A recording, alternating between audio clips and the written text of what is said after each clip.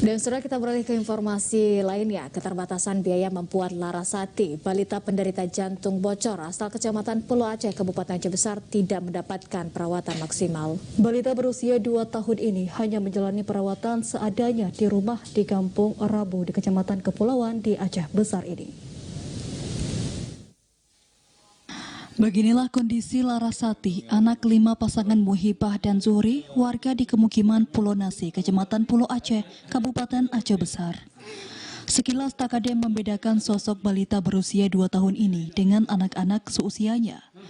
Saban hari, Larasati tampak aktif bermain dan berupaya menjangkau benda-benda yang berada di dekatnya.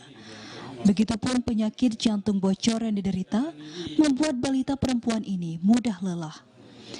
Menurut sang ibu, kondisi ini dipicu penyakit jantung bocor bawaan yang diderita Larasati sejak lahir.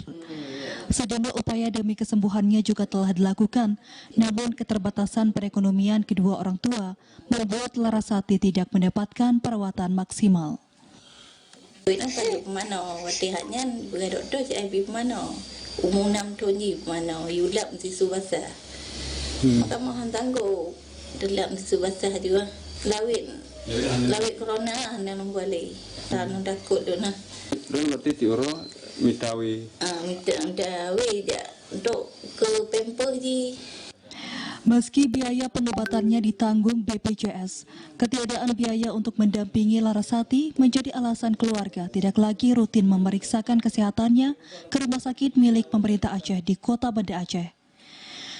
Tingginya biaya transportasi dari Kecamatan Kepulauan menuju Kota Banda Aceh membuat penghasilan orang tua Larasati yang bekerja sebagai pencari rotan tak kuat menanggung biaya.